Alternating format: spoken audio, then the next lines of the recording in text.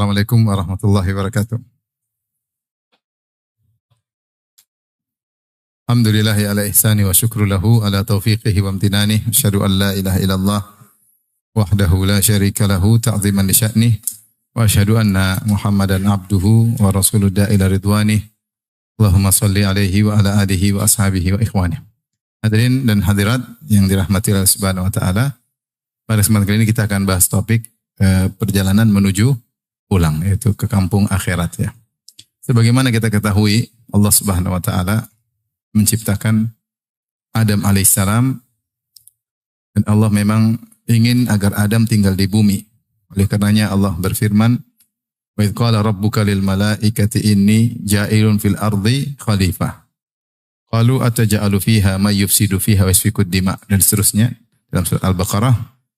Ketika Rabbmu berkata ya pada para malaikat, sungguhnya aku akan menjadikan khalifah di atas muka bumi, maksudnya Adam dan keturunannya. Jadi Allah sudah kabarkan Allah akan menjadikan Adam di bumi. Tetapi ketika Allah menciptakan Adam, ternyata Allah ciptakannya di langit. Tidak langsung kemana ke bumi. Tapi intinya Adam akan turun ke bumi.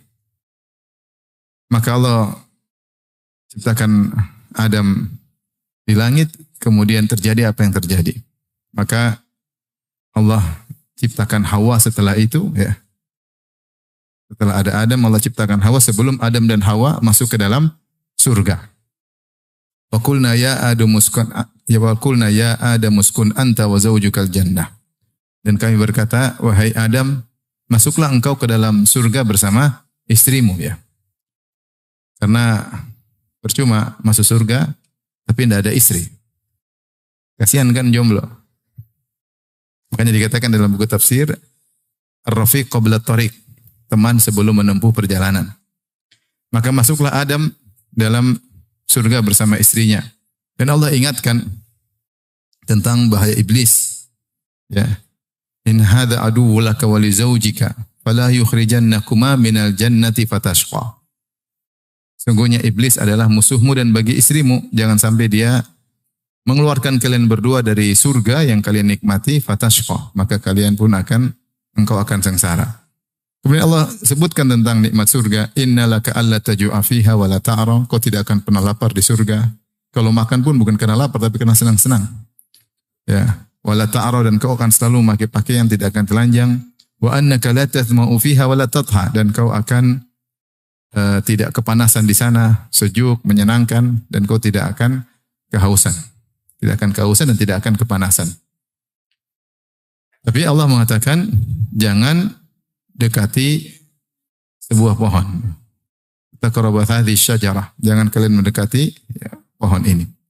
Akhirnya, sebagaimana kita ketahui, iblis pun menggoda Adam. Fawaswasa ilaihi syaitanu qala ya Adamu hal adulluka ala syajaratil khuldi wa mulkin la yabla. Maka setan pun menggoda Adam dan dia mengatakan, wahai Adam, maukah aku tunjukkan kepada engkau ya tentang pohon keabadian, syajaratil khuldi, yaitu kalau kau enakan di surga, nyaman, tapi kalau kau ingin abadi, makan buah itu. Namanya orang kalau dapat nikmat, pingin kenikmatannya apa? Berkesinambungan. Sementara Allah ketika kasih tahu nikmat kepada Adam, Allah tidak bilang kau akan kekal atau tidak. Dari sisi inilah iblis menggoda Adam. Ada poin yang masih Adam penasaran. Apakah dia memang akan kekal atau tidak, maka iblis merayu. Kau nyaman kan di surga, kalau gitu makanlah syajaratil khuldi, makanlah dari pohon keabadian. Al adulluka ala syajaratil khuldi wa mulkin la yabla, dan dapat kekuasaan yang tidak akan sirna. Ya. Akhirnya fa'akala minha. Akhirnya mereka berdua makan, Adam dan apa? Hawa. Fabadat lahuma sawatuhuma. Kemudian kelihatanlah aurat mereka berdua. Wa tafiqa yakhsifani alaihima mi waraqil jannah. Mulailah mereka mengambil daun-daun pohon di surga, kemudian mereka tutupin. Akhirnya Allah mengatakan, turunlah kalian berdua ke bumi. Perhatikan di sini, kalau kita Allah ketika ingin menciptakan Adam, Allah bilang ke malaikat, Adam diciptakan untuk tinggal di mana? Di bumi. Tapi ternyata Allah ciptakan Adam di langit dan Allah suruh Adam masuk surga terlebih dahulu. Setelah merasakan kenikmatan surga, kemudian Adam melakukan kesalahan dan dia minta ampun, wa asa Adamu rabbahu faghawa, dia bermaksiat kepada Allah Subhanahu wa taala. Tsumma jatabahu rabbuhu fataba alaihi wa hada, kemudian Allah terima tobatnya dan Allah beri petunjuk kepadanya dan kemudian Allah turunkan dia karena kesalahannya. Akhirnya Adam tinggal di bumi. Agar kita sadar bahwasanya bumi ini hanyalah tempat sementara. Bahwasanya kampung seorang mukmin yang sungguhnya atau kampung manusia sungguhnya adalah surga yang pernah ditempati oleh nenek moyang mereka semua, yaitu Adam dan Hawa. Maka dari sinilah mulai kisah perjalanan menuju pulang. Bahwasanya kita di dunia ini sedang bersafar menuju ke kampung sesungguhnya, yaitu kampung apa? Akhirat, yaitu surga yang pernah ditempati oleh Adam. Jadi ini pendapat mayoritas ulama bahwasanya surga yang pernah ditempati oleh Adam dan Hawa nenek moyang kita, itulah surga yang akan didatangi oleh kaum mukminin ketika mereka masuk surga. Bukan surga yang berbeda. Adapun dalil akan ini diantaranya ya dalam hadis kata Nabi sallallahu alaihi wasallam, yajma'ullahu tabaraka wa ta'ala an-nas. Allah mengumpulkan pada hari kiamat seluruh manusia. Fayakumul mu'minuna hatta tuzlafa lahumul jannah. Maka berkumpullah kaum mukminin sehingga surga didekatkan kepada mereka. Allah mengatakan wa uzlifatil jannatu lil muttaqina ghairu ba'id. Dan surga didekatkan sebagai bentuk pemuliaan kepada kaum mukminin sehingga mereka enggak usah capek-capek, surga yang didekatkan oleh Allah kepada mereka. Fayatuna Adam, maka orang beriman sudah dipersilahkan masuk surga, maka mereka datang kepada Adam. Mereka berkata, ya abana, wahai ayah kami, wahai nenek moyang kami, istaftih lanal jannah. Mintalah agar dibuakan surga bagi kita. Adam didatangi manusia dan minta para penjaga surga membuka pintu surga. Apa kata Adam? Fayaqul, wahal akhrajakum minal jannati illa khati'atu abikum Adam. Bukankah yang mengeluarkan kalian dari surga adalah kesalahan nenek moyang kalian Adam? Itu Adam ingin bilang, bagaimana saya mau buka surga wong saya yang mengeluarkan kalian dari surga. Ini surga yang dulu saya pernah tempati, kemudian saya keluar, gimana saya mau buka lagi? Saya tidak layak. Karena yang membuat kalian keluar dari surga adalah siapa? Kesalahanku. Seakan-akan Adam berkata, seandainya tidak bersalah, kalian akan tinggal di surga. Tapi karena saya bersalah, maka saya keluar dari surga dan akhirnya pun kalian keluar dari surga. Ini dijadikan dalil oleh para ulama bahwasanya surga yang pernah ditempati Adam itulah surga yang akan didatangi oleh kaum mukminin. Dalam hadis yang lain, Musa berkata, terjadi debat antara Nabi Musa dengan Nabi Adam. Ya Rabbi arina Adam alladhi akhrajana wa nafsahu minal jannah. Ya Rabb, tunjukkanlah kepada kami Adam yang telah mengeluarkan kami dan dirinya dari surga. Fa'arahullahu Adam, maka Allah munculkan Adam kepada Nabi Musa. Faqala anta abuna Adam, kata Musa alaihissalam, engkau bapak kami, nenek moyang kami Adam. Faqalahu Adam, na'am, iya, saya nenek moyang kalian. Musa berkata, anta alladhi nafakhallahu fika min ruhi, apakah engkaulah Adam yang Allah telah meniupkan ruhnya, ruh, yaitu dari ruh yang Allah ciptakan kepadamu menjadi spesial. Wa 'allamakal asma'a kullaha, dan Allah mengajarkan engkau seluruh nama-nama. Wa amaral malaikata fasajadu laka, dan Allah perintahkan malaikat sujud kepadamu. Qala na'am, kata Adam benar. Kemudian Musa berkata, fama hamalaka ala an akhrajtana wa nafsaka minal jannah. Apa yang membuat engkau mengeluarkan kami dan dirimu dari surga? Adam bertanya, man anta? Siapa kamu ini nanya-nanya? Siapa engkau? Qala ana Musa, saya Musa. Cucumu. Musa cucunya Adam kan? Ada. Anta nabiyyu Bani Israel alladhi kallamaka Allah min wara'il hijab. Engkaukah Nabi Bani Israel yang Allah berbicara langsung di balik hijab, di balik tabir, di tempat malaikat langsung berbicara langsung? Lam yaj'al bainaka wa bainahu rasulan min khalqihi. Allah tidak mengambil rasul antara engkau dengan Allah Subhanahu wa taala, itu Allah bicara langsung. Qala na'am, benar. Qala afama wajadta anna dzalika kana fi kitabillahi qabla an ukhlaq? Tidakkah kau dapati dalam kitabullah, dalam Taurat ya, bahwasanya aku akan tinggal di dunia dan terjadi apa yang terjadi sebelum aku diciptakan?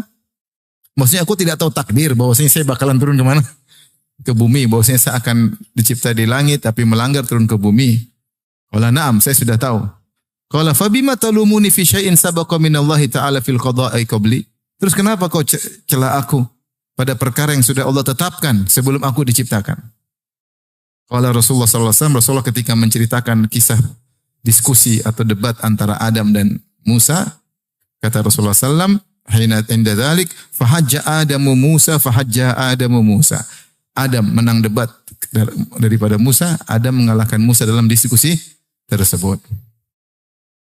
Sisinya di sini, sisi pendalilan dari hadis ini, di mana Musa berkata, "Wa ma fama hamalaka ala an akhrajatan wa nafsaka minal jannah?" Apa yang buat engkau mendorongmu untuk mengeluarkan kami dan engkau dari surga? Ya, artinya Musa seakan berkata, kita akhirnya tidak tinggal di surga, ya, karena engkau melanggar. Kalau surga yang dituju oleh kaum mukminin adalah surga yang lain, maka tidak pas Musa mencela Adam. Tapi karena surga yang dituju adalah sama, surga yang dituju oleh orang beriman, itulah surga yang pernah ditempati oleh Nabi Adam, maka disitulah kemudian Musa alaihissalam mencela Nabi Adam alaihissalam. Ya. Kemudian juga di antara dalil bahwasanya surga adalah surga yang sama. Ya. Bahwasanya Allah berfirman, ihbitu ba'dukum li ba'dhin adu. Allah menyuruh Adam untuk turun di atas muka bumi. Dan juga bukan cuma Adam dan Hawa, demikian juga iblis yang menggoda mereka. Dan jadilah mereka saling bermusuhan. Dan iblis dulu tinggalnya di mana? Di langit. Dia gaulnya sama malaikat. Jadi iblis ini jin yang sangat soleh di zamannya. Sangat berilmu. Saking dia soleh dan sangat berilmu, maka dia gaulnya dengan para malaikat. Kedudukannya tinggi. Makanya ketika Allah berfirman, "Wa idz qulna lil malaikati isjudu li Adam fasajadu illa iblis." Ketika kami berkata kepada malaikat sujudlah kepada Adam, seluruh malaikat sujud kecuali siapa? Iblis. Akan-akan iblis dalam rombongan malaikat.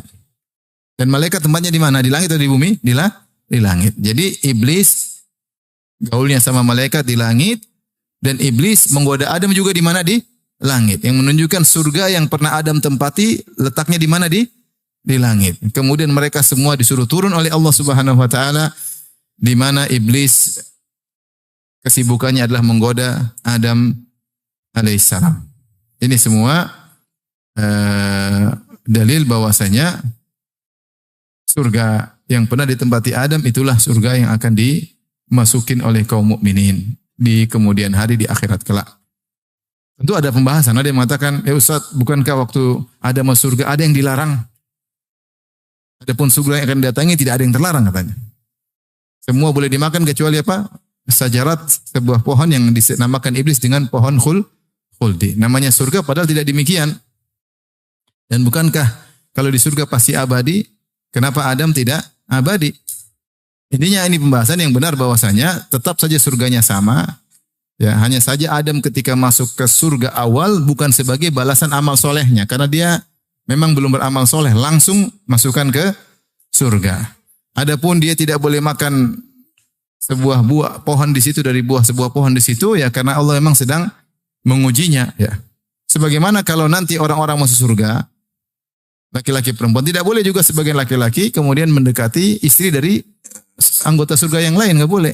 Dia hanya boleh main sama bidadari, nggak boleh sama istri orang yang lain. Ya, tetap saja ada aturan, Demikian juga penghuni surga bertingkat-tingkat. Tidak boleh yang dibawa kemudian main-main ke atas nggak mau pulang. Enak di sini, bidadarinya lebih cantik, saya nggak mau turun, nggak bisa juga. Jadi tetap ada aturan ya. Intinya ini pendapat mayoritas ulama bahwasanya surga yang pernah ditempati Adam itulah surga yang kita disuruh untuk menuju ke surga tersebut. Kita disuruh untuk kembali ke kampung yang sesungguhnya, kampung akhirat, darul akhirat. Dari sini ternyata kita ini semua adalah musafirun, sedang bersafar. Dan banyak destinasi-destinasi yang harus kita lewati. Dimulai dari janin, destinasi pertama. Setelah itu destinasi di alam dunia yang sedang kita hadapi ini. Destinasi berikutnya adalah alam barzah. Destinasi berikutnya adalah al-mahsyar, padang mahsyar. Di padang mahsyar sehari seperti 50.000 tahun. Kemudian penghujung terakhir, fariqun fil jannah wa fariqun fis sa'ir. Sekelompok di surga dan sekelompok di neraka. Maka ternyata kita semua sedang safar. Destinasi pertama sudah kita lewati, alam janin. Sekarang kita destinasi yang kedua. Destinasi yang kedua ini, di alam dunia ini, tidak lama, ditinjau dari destinasi yang berikutnya. Kita hidup di dunia 60-70 tahun, sebagaimana sabda Nabi SAW, a'maru ummati baina sittin ila sab'in wa aqalluhum man yajuzu dhalik. Umur umatku antara 60-70 tahun, hanya sedikit yang melampaui 70 tahun. Rata-rata kita meninggal 60-70. Apalagi kita hobi makan gorengan. Bisa jadi lebih cepat. Hobi gorengan, repot.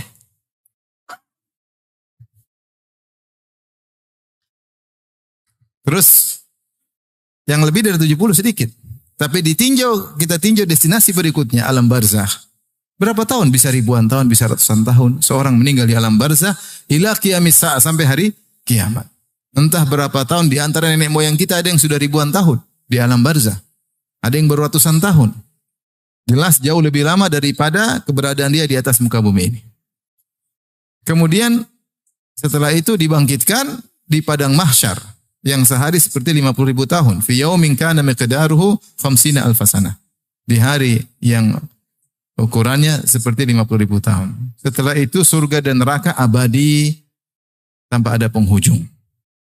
Dari sini kita tahu bahwasanya destinasi kita di dunia dibandingkan dengan lamanya di alam barzah, lamanya di alam padang mahsyar, kemudian surga dan neraka, maka 60-70 tahun sangat sebentar. Sangat sebentar. Tetapi sebentar inilah yang merupakan tempat kita mengumpulkan bekal sebanyak-banyaknya. Menuju kepada destinasi berikutnya yang sangat membutuhkan bekal tersebut. Jadi kita sedang musafir dan kita sedang mengumpulkan bekal yang banyak untuk masuk pada destinasi-destinasi berikutnya. Dan di antara ayat yang mengisyaratkan akan hal ini, firman Allah Subhanahu wa taala tentang haji, kata Allah Subhanahu wa taala, "Wa tazawwadu fa inna khairaz zadit taqwa." Berbekallah kalian kalau kalian berhaji, kata Allah Subhanahu wa taala. Jangan berhaji tanpa bekal, harus ada bekal agar tidak merepotkan orang lain. Kalau kalian punya bekal, harus bawa bekal. Kalau kalian memang ahli, punya hirfah, punya keahlian untuk kerja, silakan haji. Yang penting bisa cari nafkah sendiri. Jangan minta-minta sama orang lain. Jangan mengharap belas kasih orang lain. Bahkan bekal bukan cuma bekal untuk perjalanan haji, bekal untuk yang ditinggalkan anak istri. Kata Allah, wa tazawwadu. Setelah itu Allah berfirman, fa inna khairaz zadi taqwa, dan sebaik-baik bekal adalah ketakwaan. Sebagian ahli tafsir seperti Al-Qurtubi dalam tafsirnya mengatakan ini isyarat setelah Allah menyebutkan perjalanan dunia, safar dari rumah menuju Ka'bah untuk haji. Allah isyaratkan ada safar yang lebih dahsyat. Safar menuju hari akhirat yang membutuhkan takwa. Maka Allah isyaratkan dengan firman-Nya, fa inna khairaz zadi taqwa. Sebaik-baik bekal yaitu dalam safar menuju akhirat adalah ketakwaan. Kita safar biasa butuh bekal, apalagi safar menuju apa? Akhirat. Makanya banyak ayat mengingatkan bahwasanya hidup ini cuma sebentar. Kata Allah Subhanahu wa taala, "Wa ma hadhil hayatud dunya illa lahu wa la'ib wa inna ad-daral akhirata lahiyal hayawan law kanu ya'lamun." Tidaklah kehidupan dunia ini hanyalah permainan dan senda gurau, itu sebentar. Orang main-main sebentar, tahu-tahu game over. Orang senda gurau kemudian masuk dalam keseriusan, sebentar aja ini. Seperti orang main-main sebentar. Wa inna ad-daral akhirata lahiyal hayawan. Sungguhnya kehidupan akhirat itulah yang benar-benar kehidupan yang sesungguhnya. Dan banyak ayat Allah menamakan dunia hanyalah sebentar. Ingat, sebentar itu gunakanlah untuk mencari bekal. Jangan terpedaya. Ini bukan tempat kampungmu di alam lain. Ini hanya sekedar tempat mampir untuk cari bekal menuju destinasi yang sangat lama. Destinasi-destinasi berikutnya. Seperti firman Allah Subhanahu wa taala, Wala tamuddanna 'ainaika ila ma matta'na bihi azwajan minhum zahratal hayatid dunya linaftinahum fihi. Wa rizqu rabbika khairu wa abqa. Wahai Rasulullah, janganlah kau panjangkan matamu kepada kenikmatan dunia yang aku berikan kepada sebagian mereka, zahratal hayatid dunya, yaitu mawar kehidupan dunia. Linaftinahum fihi, yang kami memfitnah atau menguji mereka dengan mawar dunia tersebut. Allah menamakan kenikmatan dunia dengan mawar, yaitu mawar itu indah, dilihat, berwarna-warni, harum, tapi cepat layu. Cepat apa? Layu. Sebentar sudah layu. Mau keluarin mawar, sebentar lagi sudah layu. Dunia seperti itu. Dunia itu cepat layu, sebentar.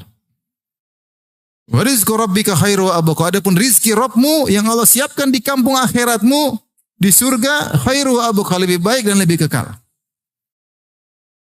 Jadi mereka salah, seakan-akan Allah mengatakan mereka salah, terlalu ngumpulin harta dunia banyak-banyak, lupa untuk bekal di akhirat. Padahal dunia akan ditinggalkan. Dunia akan ditinggalkan. Allah menyatakan juga bagaimana cepatnya destinasi dunia ini. Kata Allah, "Wadrib lahum mathalal hayatid dunya kama in anzalnahu minas sama' fakhtalata bihi nabatul ard fa asbaha hashiman tadruhu riyah." Wa kana Allah ala kulli syai'in muqtadira. Kata Allah, berilah perumpamaan kepada mereka tentang kehidupan dunia. Seperti apa kehidupan ini? Seperti kama'in anzalnahu minas sama', seperti air hujan yang kami turunkan dari langit. Fakhtalatu bihi nabatul ard, kemudian bercampur dengan tumbuhan di atas muka bumi, maka tumbuh jadi hijau.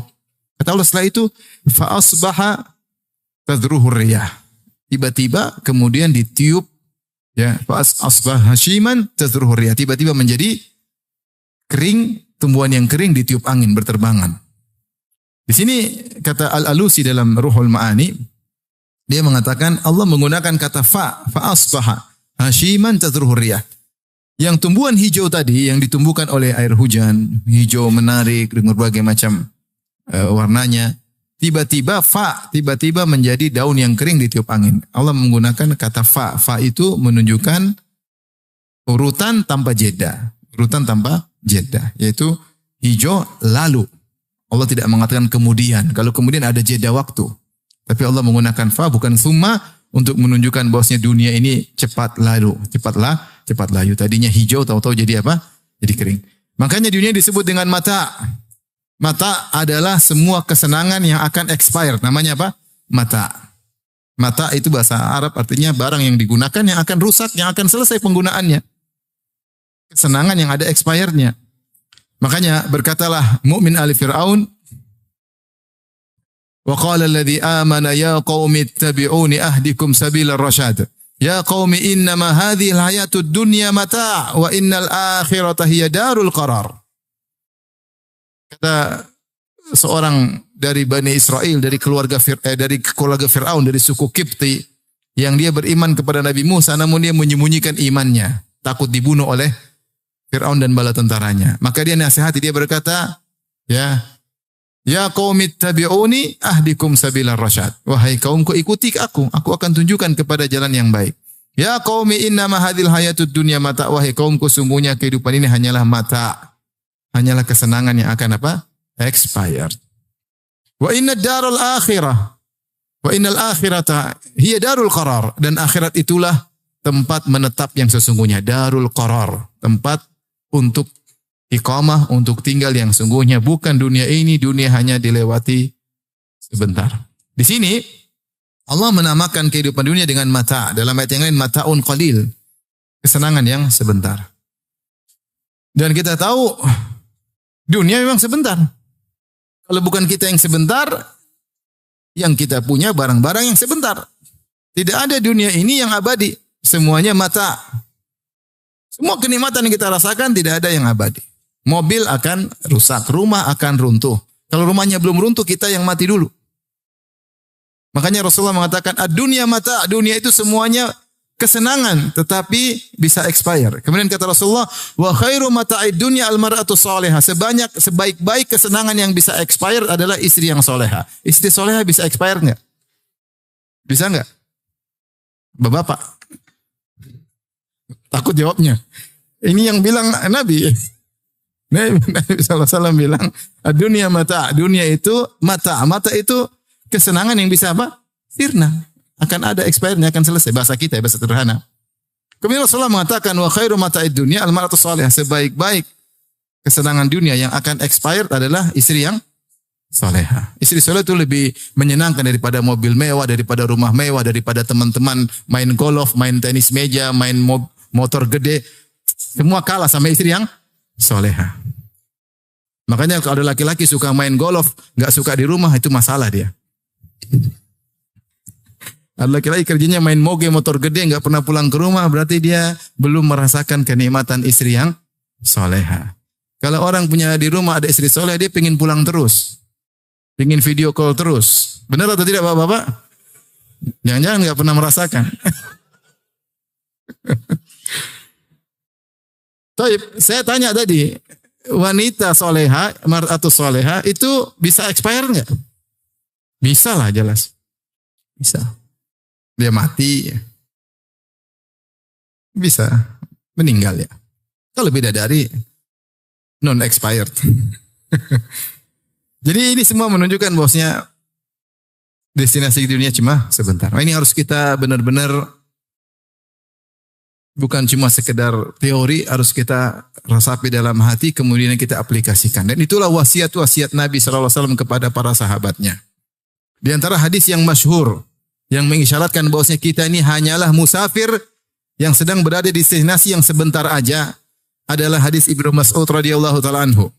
Nama Nabi sallallahu alaihi wasallam ala hasirin. Rasulullah SAW tidur di atas hasir. Hasir itu tikar yang terbuat dari daun korma. Daun korma disalin, disulam menjadi apa? Jadi tikar. Tikar sederhana. Sehingga ketika Nabi SAW tidur di situ, fa'astara ala jambihi, maka ada bekas tikar di lambung Nabi SAW. Maka Ibnu Mas'ud melihat, maka Ibnu Mas'ud kasih ide. Kata beliau, ya Rasulullah, lau takhadna laka wita'an. Ya Rasulullah, bagaimana kalau kita bikin firash untuk engkau, yaitu kasur dari kapas ya, sehingga dari kapuk sehingga lebih nyaman untuk ditiduri. Kata Rasulullah SAW mengomentari ide dari Ibnu Mas'ud tersebut. Dia mengatakan, mali walid dunya, apa urusanku dengan dunia? Innama mathali wa mathalud dunya, sungguhnya perumpamaanku dengan dunia karakibin istadhalla tahta syajarah thumma raha fatarakaha. Seperti seorang pengembara yang sedang mengembara kemudian mampir di bawah sebuah pohon untuk tidur sebentar. Tidur di bawah pohon apa bisa lama? Enggak bisa lama. Cuma untuk istirahat supaya siap-siap punya energi untuk melanjutkan perjalanan yang jauh. Thumma raha fatarakaha, kemudian dia pergi meninggalkan pohon tersebut. Di sini Rasulullah SAW mengibaratkan orang kita ini, beliau ibaratkan diri beliau, saya ini seperti pengembara yang sedang mampir sebentar di bawah sebuah pohon. Kalau cuma sebentar di pohon, ngapain mau bikin tempat tidur yang mewah-mewah cuma sebentar? Tsumaraha fatarakaha. Kemudian meninggalkan pohon tersebut. Oleh karenanya Nabi SAW ketika dia ngomong demikian, dia komitmen. Bahwasanya dia adalah orang yang paling zuhud terhadap dunia. Rasulullah SAW. Dalam sebuah riwayat disebutkan oleh Ibnu Hajar dalam Fathul Bari, seorang wanita datang ke rumah Nabi, di rumah Aisyah, mendapati tikar Nabi, maka dia bawakan kasur yang lebih bagus buat Nabi, hadiah.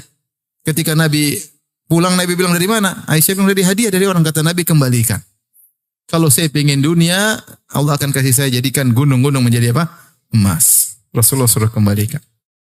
Maka Rasulullah jadilah imamuz zahidin, imamnya orang paling zuhud. Karena dia mengatakan apa? Mali walid dunia, apa urusanku dengan dunia? Saya cuma perlu sedikit untuk perjalanan berikutnya ke destinasi yang lebih panjang. Oleh karena di antara dalailin nubuwah, di antara bukti bahwasanya Nabi adalah seorang Nabi, itu di antara mukjizat kalau bahasa kita.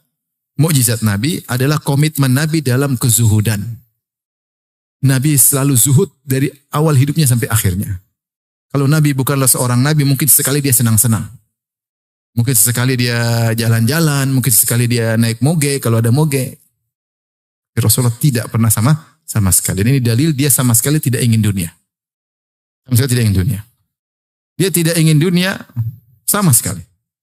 Makanya saya sering sampaikan hadis tentang Fatimah ketika Fatimah minta pembantu kepada Nabi Shallallahu Alaihi Wasallam karena Fatimah miskin, dia harus kerja, kemudian dia memutar roha yaitu alat penggulung gandum sampai tangannya majalat yaduha sampai tangannya menjadi pecah-pecah dan ngapal, ya. Tidak halus lagi sebagaimana wanita yang biasanya. Kemudian dia tahanat, dia pun menumbuk biji-biji korma untuk dijadikan makanan bagi ternak, kerjaan beliau Fatimah. Kemudian dia membuat adonan, kemudian dia membuat roti, dia bakar di tungku hatta atharat fi wajhiha sampai wajahnya kena panasnya api. Tidak halus seperti wanita-wanita zaman sekarang, minikur pidikur. Ya. Apalagi apa istilahnya kalau wajah itu? Skincare. Apalagi ada istilah buat wajah apa? Facial. Masya Allah. Glowing, kinclong. Wajah beliau kena api. Kemudian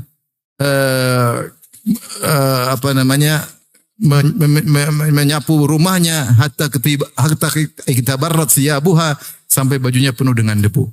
Kemudian dia angkat air hatta atharat fi raqabatiha, ya, atau fi unuqiha, dia angkat air dengan kirbah sampai ada bekas di lehernya. Itu Fatimah, wanita penghuni surga. Sayyidatu ahlil jannah, pemimpin wanita surga. Siapa? Fatimah. Kerja di rumah seperti itu. Miskin. Suaminya Ali bin Abi Thalib juga miskin. Maka wajar nggak kalau minta pembantu? Wajar nggak? Wajar. Bapaknya pemimpin kota Madinah. Kalau dalam peperangan dapat ghanimah yang banyak.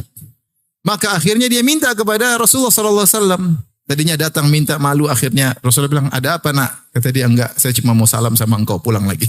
Malu. Minta pembantu, malu. Akhirnya kedua dia ketemu Nabi, minta pembantu, ternyata Nabi enggak ada, dia sampaikan ke Aisyah. Akhirnya Aisyah kasih tahu Nabi, Nabi SAW datang ke Fatimah. Ternyata Rasulullah tidak kasih pembantu. Rasulullah bilang apa? Bagaimana saya mau kasih pembantu? Budak. Sementara ahlu sufa kelaparan. Ada sahabat banyak yang kelaparan di belakang masjid. Tinggal di mulhak dengan masjid, ya. Maka mending budak ini saya jual, kemudian hasilnya saya sedekahkan buat orang-orang miskin. Malah disuruh zikir. Kata Nabi, idza awaituma madja'akuma sabbihallah salatan wa salasin wahmadahu salatan wa salasin wa kabbirahu arba'an wa salasin. Kalau kalian berdua mau tidur, maka bertasbihlah 33 kali, bertahmidlah 33 kali, bertakbirlah 34 kali, fa inna dzalika khairun min khadim. Itu lebih baik daripada pembantu. Enggak dikasih pembantu. Saya bilang kalau saya di posisi Nabi, sementara Fatimah putri paling bungsu minta pembantu, saya kasih 10. Bagaimana tidak, Fatimah putri paling bungsu. Dan saudara-saudaranya semuanya meninggal. Keluarga Nabi dan Khadijah dengan 6 anak, yang tersisa cuma Nabi dengan Fatimah. Sampai Fatimah diberi gelar Ummu Abiha, ibu bapaknya sendiri. Artinya apa? Karena Fatimah ketika semua sudah meninggal, dia menempati kedudukan Khadijah. Dia yang ngurus Nabi SAW. Kalau Nabi sakit, dia jenguk Nabi SAW. Ketika Nabi dalam perang Uhud, beliau terluka. Yang ngurus bukan istri-istri Nabi, yang ngurus Fatimah radhiyallahu taala anha. Dia yang bersihkan luka di wajah Nabi SAW. Rasulullah sangat sayang kepadanya. Bukankah ketika Rasulullah di Mekah, kemudian Rasulullah SAW diganggu oleh Uqbah bin Abi Mu'aid. Rasulullah sedang sujud, maka Uqbah bin Abi Mu'aid taruh kotoran. Salal jazur, yaitu isi perut onta, usus-ususnya, kotorannya taruh di atas pundak Nabi. Nabi sujud, enggak bergeming. Maka ada yang lapor sama Fatimah. Fatimah, ayahmu digitukan. Maka Fatimah datang, Fatimah bersihkan. Antum bayangkan. Antum seorang da'i lagi dimaki hina-hina orang. Dan ketika itu Abu Jahal Cies lagi ketawa-ketawa. Terbahak-bahak sampai badan mereka semboyongan saking terbahak-bahak. Terus putri kita datang si kecil, bersihkan. Oh, itu benar-benar luar biasa. Setelah itu Fatimah sendiri masih remaja. Dia hadapin Abu Jahal Cies, dia maki mereka habis-habisan. Setelah Rasulullah habis sholat, Rasul angkat tangan. Allahumma alaika bi Quraisy. Ya Allah, binasakan Quraisy. Mereka takut. Jarang-jarang Nabi mendoakan keburukan. Biasanya Nabi mengatakan, berilah hidayah kepada mereka. Kali ini enggak. Kata Nabi, Allahumma alaika bi Quraisy. Ya Allah binasakan Quraisy. Allahumma alaika bi Abi Jahal. Ya Allah binasakan Abu Jahal. Mereka semua dengar doa Nabi. Alaika bi Uqbah bin Abi Mu'aid. Rasulullah sebutkan 7 orang. Binasakan si fulan, si fulan, si fulan, si fulan. Semuanya tewas di perang Badar. Tapi siapa yang menolong Nabi ketika itu? Putrinya Fatimah radhiyallahu anha. Nah, si kecil ini sekarang minta pembantu. Kira-kira kalau kita jadi Nabi kasih berapa pembantu? 20. Tapi Nabi ternyata tidak. Dia mengajarkan kepada putrinya untuk zuhud. Kata Nabi SAW, Isbiri ya Fatimah, inna khairan nisa allati nafa'at ahlaha. Sabarlah wahai Fatimah. Sungguhnya sebaik-baik wanita adalah yang bermanfaat bagi keluarganya. Yang kerja, ngurus rumah. Ini semua pahala. Ini semua apa? Pahala. Maka Nabi adalah orang yang paling komitmen untuk zuhud. Karena dia tidak menganggap dunia ini sebagai sesuatu. Dia tahu destinasi dunia cuma sebentar. Karenanya ketika para ulama mengomentari hadis Nabi SAW, hadis Abu Hurairah, ma'aban Nabi SAW tu'aman qad. Ini syahahu akalahu wa in karahu tarakahu. Rasulullah SAW tidak pernah mencela makanan sedikit pun. Kalau dia suka dia makan, kalau enggak dia biarin aja. Tidak pernah komentar. Kata para ulama tidak pernah mengatakan terlalu asin. Tidak pernah mengatakan kurang asin. Kata mereka, kenapa Nabi tidak pernah ngomentari makanan? Karena bukanlah pikiran dia ngurusin makanan. Kalau kita sehari berapa kali komentar makanan? Komentar mulu. Kurang banyak. kurang asin. Kurang inilah, kurang anulah. Sampai makanan gratis pun kita komentari. Kurang ini, kurang ini. Tapi habis. Menakjubkan Nabi SAW. Kenapa tidak pernah komentar makan disebut? Karena beliau tidak pernah mikirin dunia. Sehingga apa yang ada beliau makan. Ada yang ada. Kalau enak beliau makan, nggak suka, ya udahlah. Bukan kesibukan ngurusin apa? Makanan. Kalau kita Masya Allah kuliner. Sana, sini, sana. Ya kita jauh ya. Maksudnya Nabi ketika bilang dunia, apa urusan dunia? Dunia beliau benar-benar apa? Komitmen. Masu'ila an syai' faqala la. Rasulullah SAW tidak pernah diminta sesuatu kemudian bilang enggak ada. Enggak. Rasulullah kalau ada pasti kasih. Karena dunia ini enggak ada nilainya bagi dia. Dia mengatakan seandainya saya punya emas sebesar gunung Uhud, tidak lewat 3 hari kecuali sudah habis. Saya akan sedekahkan ke sana, ke sana. Illa syai'un arsuduhu lid-dain. Kecuali saya sisakan sedikit untuk bayar hutang kalau saya punya hutang. Kalau enggak saya habiskan. Itu Nabi SAW. Sampai ketika beliau meninggal, apa kata Aisyah? Laqad tufiya Rasulullah SAW. Wa ma min syai'in fi baiti, wa ma fi baiti min syai'in ya'kuluhu dhu kabidin illa syatru sya'irin fi raffin li. Ketika Nabi SAW meninggal dunia, tidak ada tersisa suatu apapun yang bisa dimakan oleh makhluk bernyawa. Yaitu manusia nggak bisa makan, hewan nggak bisa makan, kecuali hanya sedikit gandum yang saya simpan di rakku. Itu saja. Peninggalan Nabi SAW. Nggak ada apa. Kita Masya Allah buka, ada Indomie 1 karton. Buka kulkas masih banyak ada telur omega. Jadi lapar nih. Masya Allah. Kalau tinggal buka pencet aja apa aja bisa. Masya Allah. Rasulullah. Benar-benar zuhud karena dia tidak anggap dunia. Ya apa kata Aisyah radhiyallahu taala anha? Ra'ainal hilal thummal hilal thummal hilal. Kami melihat hilal fi syahrain. Wa ma uqida fi buyuti azwajin Nabi sallallahu alaihi wasallam nar, dan tidak ada api dinyalakan di rumah istri-istri Nabi selama 2 bulan berturut-turut. Itu enggak ada api nyala. Kalau enggak ada api nyala berarti apa? Enggak ada teh panas. Enggak ada kopi panas. Enggak ada sayur panas, enggak ada. Enggak ada roti, enggak ada api yang nyala. Apa yang mau dimasak? Maka ditanya, "Wa ma ta'amukum ya ummah?" Apa yang kau makan ya wahai ibunda? Al-aswadani. Cuma korma dan air putih. Terkadang sebagian kaum Ansor meminjamkan ontanya atau kambingnya, kami perah susunya, kami kembalikan. 2 bulan enggak ada makan masakan yang dimasak sama sekali. Enggak rebusan, enggak gorengan. Dan Nabi bertahan sampai istrinya demikian. Oleh karenanya ketika istrinya sempat kejadian minta tambahan uang dapur, maka Rasulullah bilang, kita cerai, nggak bisa. Mau hidup sama saya harus sabar.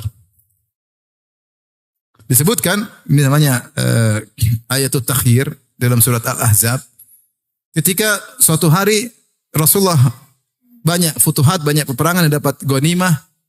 Sebenarnya mengatakan ghanimah tersebut didapatkan oleh sebagian sahabat, kemudian diberikan kepada istri-istri mereka, maka istri-istri Nabi melihat ada istri-istri sahabat yang dapat harta agak banyak, maka mereka sepakat minta tambahan uang dapur bahasa kita kepada Nabi. Maka Nabi pun sedih.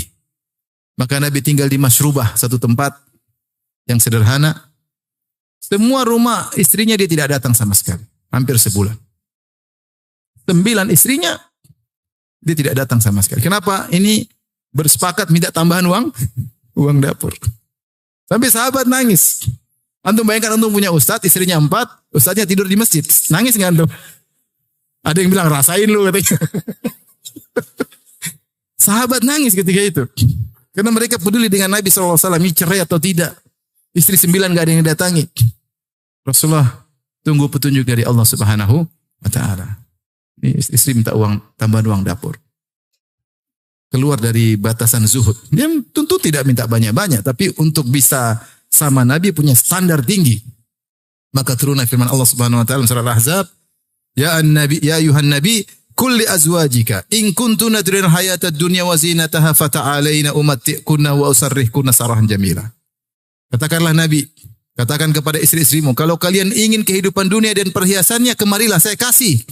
Setelah itu kita cerai baik-baik.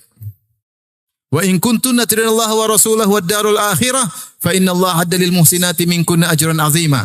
Tapi kalau kalian ingin akhirat, ingin surga, maka Allah siapkan ganjaran yang besar bagi orang baik di antara kalian. Semua bilang kami ingin bersama engkau wahai Rasulullah. Aisyah datang. Kata Rasulullah, pilih mana? Kata Aisyah, tentu pilih engkau ya Rasulullah. Kata Rasulullah, tunggu dulu. Musyawarah sama bapak ibumu. Enggak perlu ya Rasulullah. Enggak ada musyawarah. Saya pilih engkau. Subhanallah. Akhirnya mereka jadi semakin mulia. Karena untuk hidup bersama Nabi harus zuhud. Zuhud. Makanya ikhwan kita ya mungkin tidak bisa zuhud seperti Nabi. Tapi kalau ada api tidak nyala di rumah, 1 bulan sabar. Penting ada. Maksudnya, subhanallah, lihat Rasulullah. Sederhana, miskin. Dan Nabi berdoa, Allahumma rzuq ala Muhammadin kutan. Allahumma ja'al ala rizqu ali Muhammadin kutan. Ya Allah, jadikanlah rizki keluarga Muhammad kutan. Kutan itu kafafan, sekedarnya. Saya sampai sekarang belum berani doa dengan doa itu. Belum berani saya. Demi Allah, saya belum berani. Entah saya kuat, entah istri saya kuat, anak saya kuat, saya belum tuh kuat. Saya cuma minta kebahagiaan. Tapi minta, ya Allah, jadikanlah rizki keluarga kami pas-pasan, berat. Itu doa Nabi. Tidak berlebihan, tidak kekurangan, pas-pasan.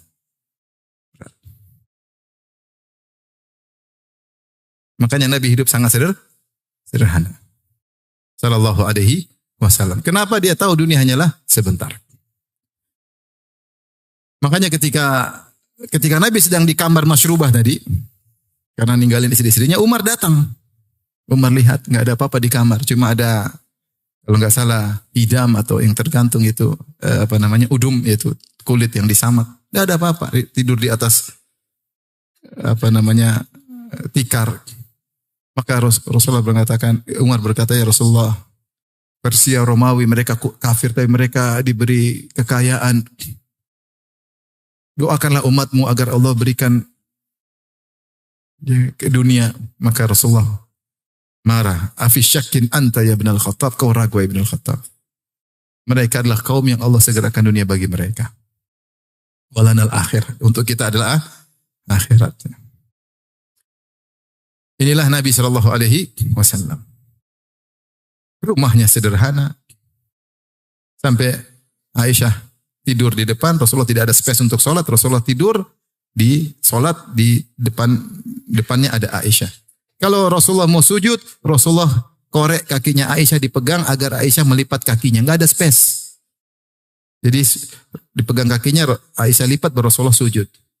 Kalau Rasulullah sudah berdiri, Aisyah julurkan kaki lagi. Kalau mau sujud, dipegang lagi. Kenapa enggak ada space? Rumah cuma sempit, entah 6 kali 4. Berapa? Kita rumah Masya Allah gede-gede. Tapi enggak sholat malam. Rasulullah sendiri berkata dalam hadisnya, arba'un minas sa'adah. Di antara 4 sebab kebahagiaan. Kata Nabi, baitun wasi'. Rumah yang luas. Benar, orang punya rumah luas sebab kebahagiaan. Tapi Nabi sendiri tidak milih rumah luas. Dia milih rumah yang sempit. Tapi itu rumah bahagia. Kenapa? Karena dibacakan Al-Quran dan hadis-hadis Nabi. Kata Allah, وَذْكُرْنَا مَا يُتْلَى فِي بُيُوتِكُنَّ مِنْ آيَاتِ اللَّهِ وَالْحِكْمَةِ. Wahai istri Nabi, ingatlah apa yang dibacakan di rumah kalian. Berupa ayat-ayat Allah dan hadis-hadis Nabi. Itulah sumber kebahagiaan. Meskipun rumah kecil, tapi kalau dipenuhi dengan ayat-ayat Allah, maka bahagia. Rumah besar, tapi enggak ada ayat-ayat Allah, sumber kesengsaraan. Sumber kesengsaraan. Ini sekitar saya tadi istitrat, yaitu saya bahas tentang bagaimana Nabi zuhud. Karena dia tahu bahwasanya dunia ini hanyalah sementara. Ini komitmen. Bukan sekedar kita mungkin ngomong, pandai ngomong, prakteknya kita tidak. Belum bisa seperti Nabi SAW. Dan di antara bukti kenabian Nabi, Rasulullah komitmen dengan kezuhudannya. Tidak pernah sekali-sekali senang-senang, enggak pernah. Maksudnya bermewah-mewah enggak pernah sama sekali. Karena bagi dunia tidak ada nilainya. Kemudian hadis yang menunjukkan makna ini bahwasanya kita semua sedang musafir. Hadis masyhur, hadis Ibnu Umar radhiyallahu taala anhuma. Akhadha Nabi SAW bimankibayya. Rasulullah pegang pundak Ibnu Umar. Belum masih muda, dipegang pundaknya. Rasulullah kasih nasihat kepada seorang pemuda. Yang ketiga itu mungkin dia belum menikah, Ibnu Umar. Kata Rasulullah SAW, kun fid dunya ka'annaka gharibun aw 'abiru sabil. Kata Nabi, wahai Ibnu Umar, jadilah kau di dunia ini ka'annaka gharibun, seakan-akan kau orang asing. Aw 'abiru sabil, atau seorang yang sekedar numpang lewat, musafir yang numpang lewat. Rasulullah kasih 2 pilihan. Pilihan pertama lebih ringan. Jadilah kau seperti orang asing. Apa itu orang asing? Orang asing, orang pergi ke kotanya orang, dia tidak punya keluarga, enggak punya kenalan, enggak punya kerabat, enggak punya teman yang mengayominya, hanyalah orang asing sehingga dia tidak banyak gaul dengan orang-orang, tidak terpukau dengan rumah-rumah mewah karena dia orang asing, dia ada kerjaan sedikit kemudian dia pergi. Beda kalau orang setempat, dia pingin lama di situ, punya kenalan, ketawa ketiwi, main sana main sini. Enggak, orang asing apa? Enggak ada yang kenal dia. Enggak ada orang panggil untuk makan gorengan pagi hari, enggak ada. Enggak ada yang ngajak makan malam, enggak ada. Enggak ada yang ngajak ngobrol, enggak ada. Karena orang asing, enggak ada yang kenal dia. Sehingga bagaimana orang asing? Orang asing kan tidak nyaman situ. Dia hanya sekedar secukupnya, ada keperluan, kemudian apa? Pergi.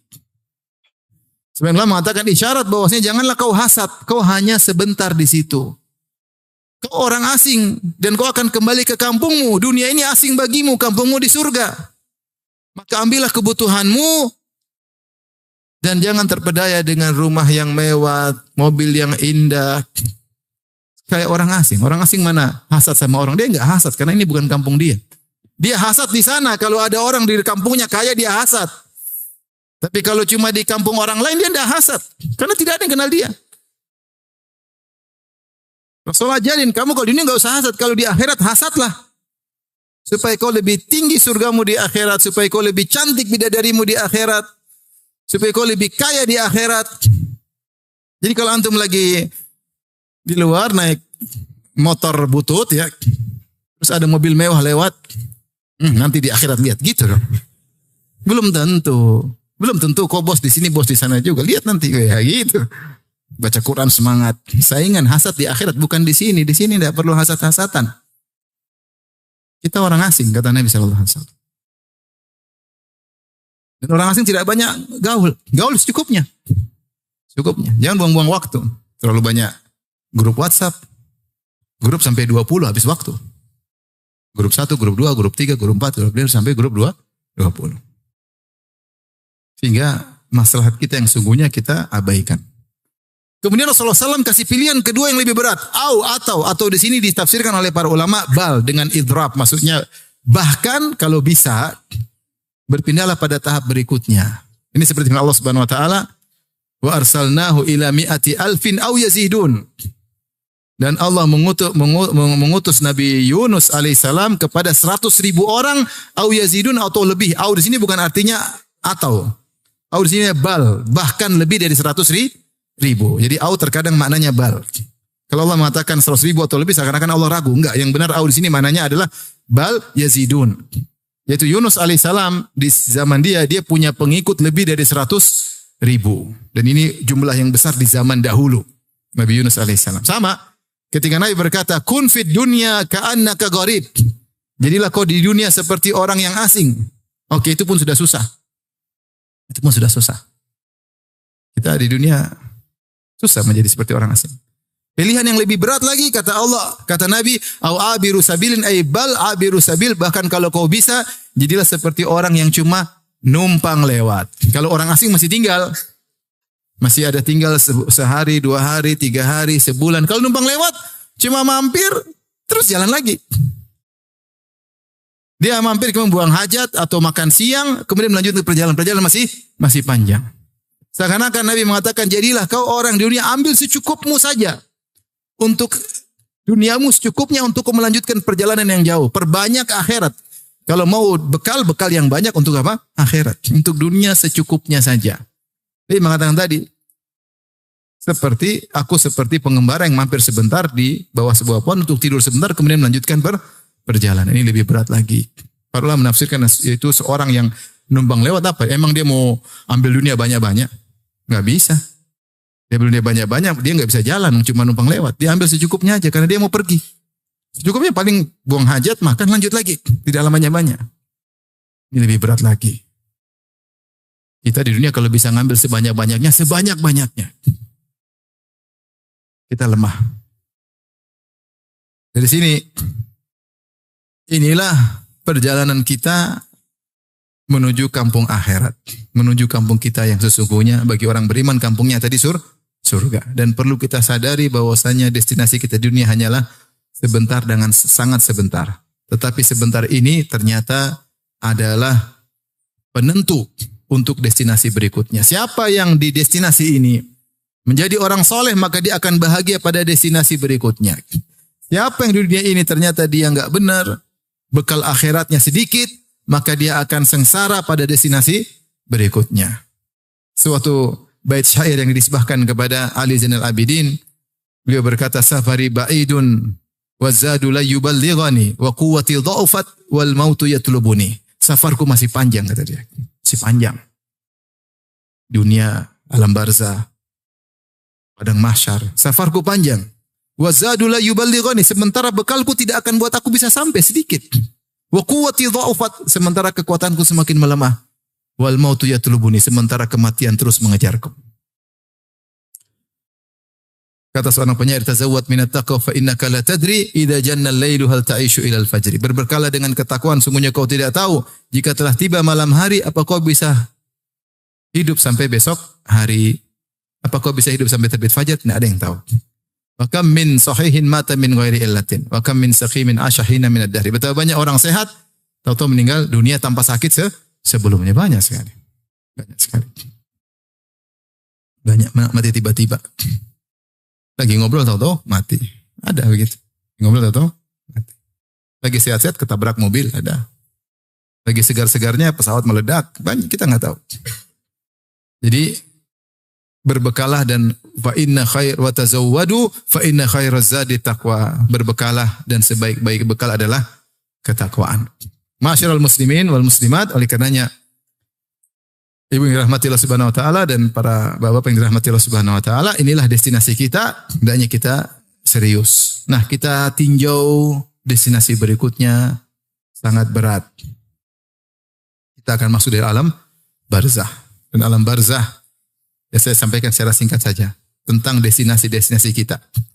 Setelah kita di dunia selesai waktunya, kita masuk di alam barzah. Di alam barzah ada 3 kejadian. Yang pertama namanya adalah himpitan alam barzah, ya.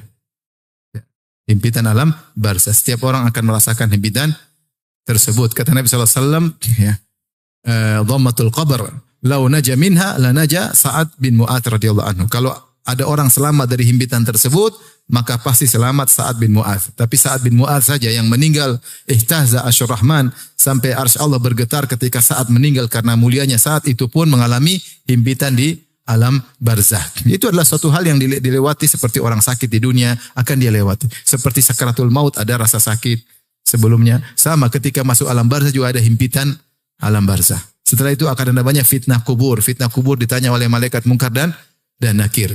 Aswadani azraqani, berwarna hitam dan biru. Yuqalu li ahaduhuma Munkar wal akhar Nakir. Yang satu dikatakan Munkar, yang satunya namanya Nakir. Dan Munkar artinya suatu yang asing, yang aneh.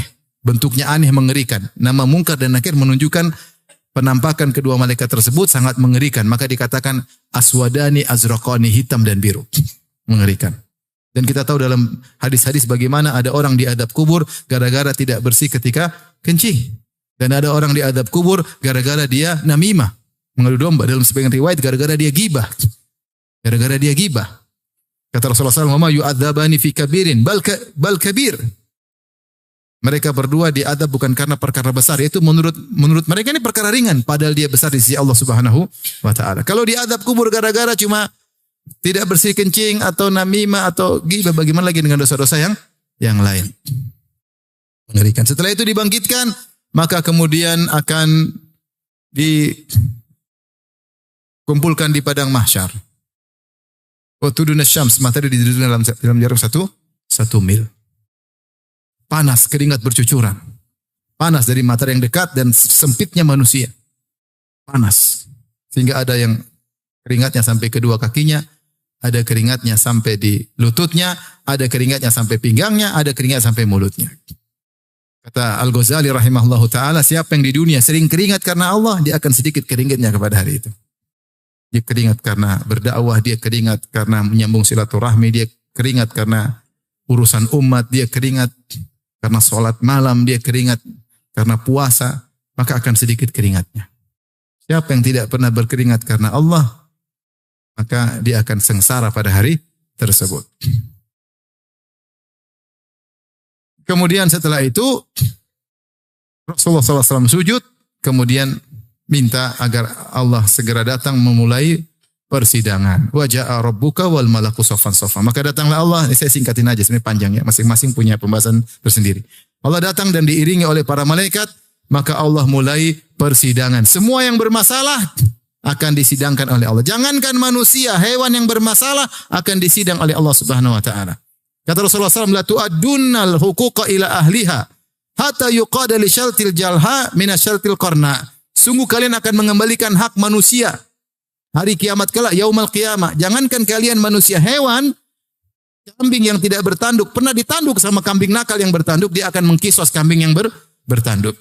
Makanya dalam hadis Abu Dzar, ketika Rasulullah SAW melihat ada 2 ekor kambing yang saling tanduk-tandukan, tantatihan, maka Rasulullah berkata, ya, 5 tantatihan. Kenapa 2 kambing tersebut saling tanduk-tandukan? Kata Abu Dzar, la adri, aku tidak tahu. Kata Rasulullah SAW, walakinna Allah yadri. Tapi Allah tahu kenapa mereka 2 saling tanduk-tandukan. Fasayaqdi bainahuma yaumal qiyamah. Dan Allah akan menyidang mereka berdua pada hari kiamat. Yaitu Rasulullah ingin bilang, jangankan kalian hewan aja disidang, apalagi kalian. Awwalu ma yuqda bainan nas fid dima. Kemudian Rasulullah yang pertama kali disidang urusan darah, ngeri urusan darah. Yang pernah bunuh, yang pernah ini, yang pernah mukul, itu pertama disidang. Sampai orang yang pernah dibunuh, dia berdiri pegang tangan yang pembunuhnya sambil satu tangannya memegang kepalanya. Kemudian kepalanya berbicara, ya Rabbi hadza qatalani. Ya Rabbku, dia telah bunuh saya. Allah tanya, kenapa kau bunuh dia? Kalau karena jihad, karena fisabilillah, selamat. Kalau enggak, binasa hari tersebut.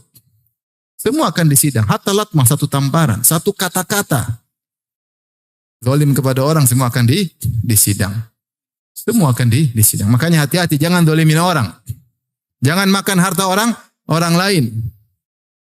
Jangan menjatuhkan harga diri orang lain. Jangan pernah mukul orang lain. Jangan pernah punya andil dalam memukul orang lain. Jangan sama sekali. Kita dizalimi enggak ada masalah. Kita dizalimi, kita akan ambil hak kita di akhirat. Tapi kalau kita yang menzalimi, kita binasa. Kita binasa. Kata Rasulullah SAW, "Adzulmu dzulumatun yaumal qiyamah." bahwasanya kezaliman adalah kegelapan yang bertumpuk-tumpuk pada hari kiamat kelak. Orang akan sengsara pada hari tersebut, orang-orang yang zalim. Orang yang zalim. Mengerikan. Tapi orang yang baik akan bahagia. Intinya setelah disidang, kemudian dihisab. Dihisab. Hisab itu apa? Diaudit. Allah audit. Kau pernah begini, kau pernah begini, kau pernah begini. Semua diklasifikasikan. Ini amal soleh, ini amal buruk. Fungsinya audit. Antum kalau diaudit KPK takut nggak? KPK. Dia baru buat catatan, ketahuan. Oh ternyata kita kemarin kumpul-kumpul ketahuan. Itu baru catatan ke KPK. Gimana lauhil mahfuz? Kalau ada orang buka akun kita misalnya, kemudian dia bongkar, itu kita sudah ketakutan. Gimana lauhil mahfuz? Semua terbuka.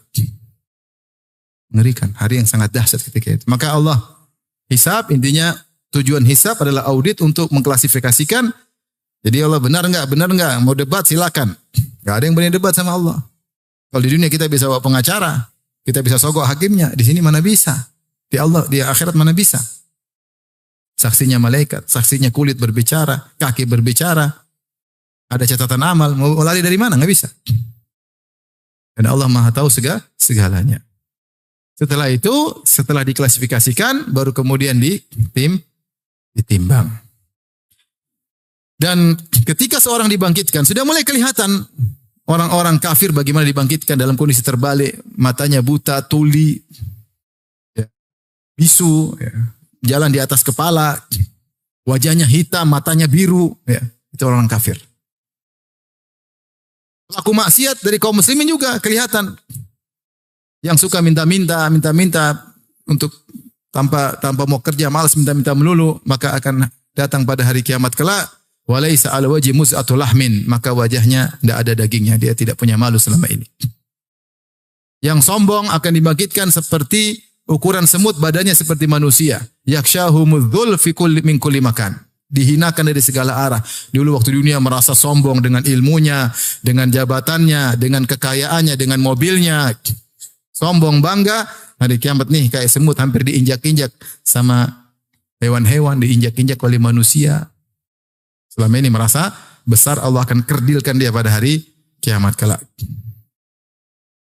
Yang punya istri dua tidak adil, oh miring. Saya aja sekarang kaki saya sedang sakit. Miring di dunia aja udah sakit. Apalagi miring di mana? Di akhirat. Saya kemarin ketemu kawan, istrinya 4. Saya bilang hati-hati Pak. Waktu saya ketemu dia sebelumnya istrinya 3. Saya bilang hati-hati Pak. Ya. Dia bilang Ustadz saya mau yang keempat, saya mau nikah sama orang Afrika insya Allah. Kenapa? Saya penasaran, pengen tahu anak saya seperti apa. Akhirnya saya ketemu dia lagi, baru beberapa hari lalu. Mana Pak? Jadi Afrika enggak? Hati-hati Pak. Saya saja kaki sakit, miring enggak enak. Makanya Ustadz saya 4, biar seimbang katanya. Bisa aja Bapak ini katanya. Hati-hati kata Nabi sallallahu alaihi wasallam, "Man kanat lahum ra'atani famala ila ihdahuma jaa yaumal qiyamati wa shikkuhu ma'il." Siapa yang punya istri 2 kemudian condong kepada salah satunya, datang pada hari kiamat badannya miring. Ya akhi, ente kenapa akhi? Miring kenapa akhi? Ente kenapa? Istri 2. Long saya tahu istri cuma 1, satunya saya sembunyiin. Miring. Waliyadzubillah. Tapi kalau adil tenang, Kalau enggak adil, miring. Kasihan. Betapa banyak praktisi poligami yang tidak adil. Hati-hati. Antum tenang aja kalau 1 aman. Lurus insya Allah. Jadi ini menunjukkan bahwasanya tidak adil kepada istri dosa besar. Karena diancam dengan siksaan khusus. Dosa besar. Ini baru mukaddimah di padang mahsyar. Belum setelah persidangan seluruhnya. Sementara orang-orang soleh akan diperlihatkan. Orang yang rajin bersedekah, orang yang meninggal dalam kondisi ihram, orang yang mati syahid, orang yang senang puasa, orang suka adzan. Kata Rasulullah, al-muadzinina atwalun nasi a'naqun yaumal qiyamah. Orang tukang adzan lehernya paling tinggi kelihatan dari jauh. Kenapa? Setelah ini dia meninggikan kalimat Allahu Akbar, maka dia kelihatan dari jauh. Orang yang berpuasa maka bau mulutnya harum. Ya. La khaluf fami shaim atyabu indallahi min rahil misik. Sungguhnya aroma mulut orang yang berpuasa lebih harum daripada minyak kasturi. Sebenarnya mengatakan di akhirat. Orang mati syahid dia bangun dalam kondisi tubuhnya berdarah. Al-launu launu dam, warnanya warna darah, warihu rihul misik, tapi aromanya aroma minyak kasturi. Seterusnya akhirnya setelah dihisab, dimizan, ditimbang. Ya, ada yang mengatakan sebelum dihisab diterima catatan amal. Yang terima tangan atau tangan kiri baru dihisab. Ada yang mengatakan setelah dihisab baru kemudian menerima catatan amal. Setelah dihisab, dimizan, setelah itu terjadilah kegelapan. Kemudian orang-orang kafir langsung diantar menuju neraka jahanam. Ikutilah semua orang mengikuti apa yang dia sembah. Maka Yahudi mengikuti Uzair. Ada yang berbentuk Uzair menggiring mereka. Mereka merasa menggiring di surga, ternyata digiring di neraka jahanam. Yatasaqatun, mereka berjatuhan. Nasara ada yang menjelma seperti Nabi Isa. Disangka mereka digiring menuju surga, ternyata digiring menuju apa? Neraka jahanam. Yang menyembah rembulan, yang menyembah matahari, yang menyembah siapapun akan digiring menuju neraka jahanam. Adapun yang tersisa cuma orang-orang muslimin dan orang munafik yang semua KTP-nya Islam. Maka mereka tersisa setelah mereka disuruh lewat sirat. Maka lewatilah orang beriman dahulu, orang munafikin belakangan. Orang munafik dikasih cahaya oleh Allah. Karena untuk lewat sirat harus ada cahaya. Ketika dia pegang cahaya sudah senang, tahu-tahu cahayanya diredupkan oleh Allah Subhanahu wa taala. Ketika itu orang-orang beriman berdoa, Rabbana atmim lana nurana waghfir lana. Ya Rabb kami, sempurnakanlah cahaya kami, jangan diredupkan seperti orang munafik. Waghfir lana, ampunilah kami tahu dosa kami yang membuat cahaya redup. Ampunilah kami agar cahaya kami tetap bertahan. Maka berjalanlah orang-orang melewati sirat. Orang munafik semua masuk neraka jahanam, neraka paling dasar bahkan. Orang beriman, maka tiga, ada yang tercabik-cabik, akhirnya jatuh ke neraka jahanam. Itu orang-orang yang dosanya tidak harus, orang dosanya membuat mereka masuk neraka, tapi mereka mukmin, masih Islam. Cabik-cabik masuk neraka. Nanti suatu saat mereka akan keluar. Yang kedua tercabik-cabik, ya, tetapi tidak masuk neraka. Najin, mukardas, najin. Tercabik-cabik, tetapi selamat. Yaitu dosa-dosa mereka tidak mengharuskan masuk neraka, maka cukup dibalas ketika di atas sirat. Karena di sirat ada kalalib, ada khototif, besi-besi, ada hasakah, ada 3 model besi yang tajam-tajam. Ada yang berduri, ada yang cabik-cabik, mencabik-cabik siapa saja yang lewat di situ. Dan yang terakhir, najin musallam, selamat tidak terkena cabikan besi sama sekali. Yang selamat ini macam-macam. Ada yang seperti kalbarak, seperti cahaya kilat cepat sekali terus sampai. Ada yang seperti angin berhembus, ada yang seperti kuda yang berlari cepat, ada yang seperti onta yang berlari, dan ada seperti orang yang berlari, ada yang sampai tertatih-tatih, merangkak. Dia berkata, Ya Rabbi, lima abda'ta bi. Dia merangkak, Ya Allah, kenapa kau buat aku lambat? Kata Allah, innama abda'a bika amaluk. Yang bikin kau lambat adalah amalmu sendiri. Amalmu sendiri. Di antara hal yang paling memudahkan orang untuk bisa lewat sirat dengan cepat adalah menyambung silaturahmi dan amanah.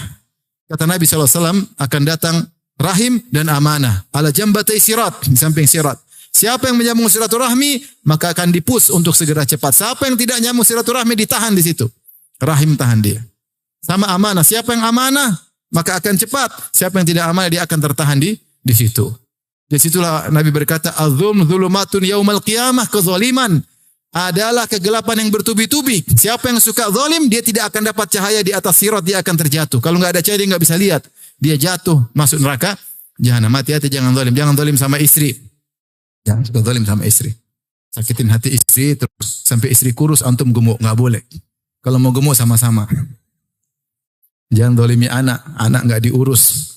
Main HP mulu, anak nggak diurus. Nggak diajarin agama. Zalim sama anak. Jangan zalim sama pembantu, dimaki-maki, direndahkan, dihina. Ingat dia manusia. Saudara kita sama muslim. Jangan zalim sama anak buah, jangan zalim sama supir. Ingat dia seorang muslim. Belum tentu di akhirat kita kedudukannya lebih tinggi dari dia. Belum tentu sama sekali. Belum tentu. Saya sering bilang bagaimana kita merasa lebih baik daripada pembantu. Saya punya pembantu, dia digaji, seluruh gajinya dia kirim sama ibunya. Semua 100%. dan dalam waktu yang lama. Siapa di antara kita seperti itu? Kemudian kita merasa lebih baik daripada pembantu ini. Pembantu ini berbakti sama orang tuanya. Dia capek-capek kerja, dimarah-marahin. Semua hasilnya dia kirim ke orang tua. Justru kita merasa lebih baik daripada pembantu kita? Belum tentu. Jangan zalim. Jangan zalim sama siapapun. Jangan mentang-mentang kita punya jabatan, kita merendahkan orang. Mentang-mentang kita punya ilmu, kita merendahkan orang. Jangan zalim.